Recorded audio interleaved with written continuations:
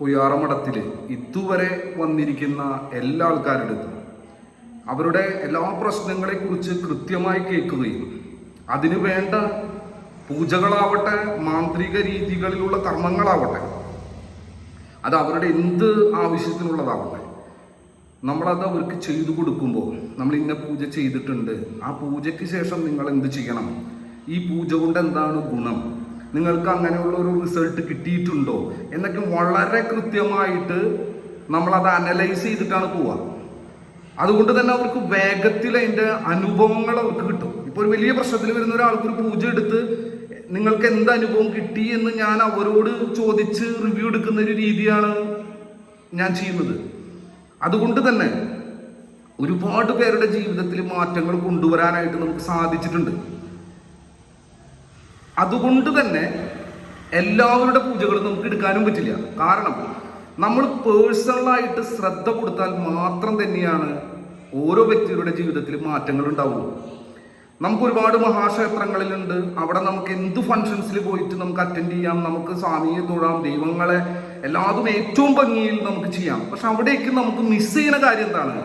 എന്നെ ശ്രദ്ധിക്കാൻ, എനിക്ക് തുറന്ന് സംസാരിക്കാൻ, എൻ്റെ കാര്യങ്ങൾ കേട്ട് എനിക്ക് വേണ്ടി പ്രാർത്ഥിക്കാനും പൂജകൾ ചെയ്യാനും അതുകൊണ്ട് എന്താണ് ഉണ്ടാവുക എന്നുള്ള ഒരു കാര്യം പലപ്പോഴും നമുക്ക് ലഭിക്കാറില്ല. അതാണ് പൊയ്യാറ് ശ്രീ വിഷ്ണു മായാമഠം നൽകുന്നത്. അതുകൊണ്ട് തന്നെ വന്ന എല്ലാ വ്യക്തികളും അവരെൻ്റെ കൂടെ ഇപ്പോഴും ഉണ്ട്. അവരുടെ ജീവിതത്തിൽ പടിപടിയായി മാറ്റങ്ങൾ, അതിൽ പ്രശ്നങ്ങൾ വരും, ഒന്ന് ഡെവലപ്പാവും, പ്രശ്നങ്ങൾ വരും, അപ്പോൾ അവർ ഓടി വരും, അവർക്ക് അതിന് വേണ്ടിയുള്ള കാര്യങ്ങൾ പറഞ്ഞു കൊടുക്കും.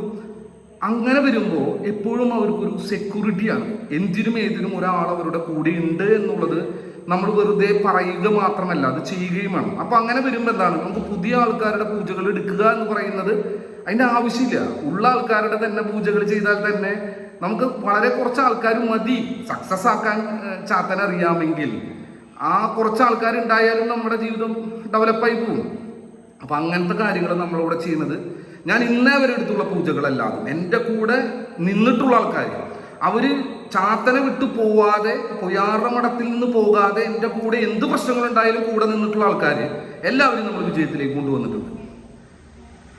പിന്നെ എന്താവശ്യത്തിന് വേണ്ടി വന്നിട്ടുള്ളതായിട്ടും ഞാനിപ്പോൾ വളരെ സീരിയസ് ആയിട്ട് എടുക്കുന്ന പൂജകളിൽ എൻ്റെ അനുഭവത്തിൽ ഞാൻ വേണമെങ്കിൽ പറഞ്ഞാൽ 2 പൂജ മാത്രമാണ് ഇതുവരെ നമുക്കത് നമ്മൾ ഉദ്ദേശിച്ച റിസൾട്ട് കിട്ടാത്തത്. ബാക്കിയുള്ള പലതരത്തിലുള്ള അനുഭവങ്ങൾ വന്നാലും ആ വ്യക്തിക്ക് അവരെന്താവശ്യത്തിനാണോ പൊയ്യാറമഠത്തിലേക്ക് വന്നത് അത് അവർക്ക് കിട്ടിയില്ല. പക്ഷേ എന്നിരുന്നാലും ഞാൻ അവരായിട്ട് ഇപ്പോഴും ബന്ധമുണ്ട്, ഇപ്പോഴും അവരുടെ പൂജകൾ എടുക്കുന്നുണ്ട്.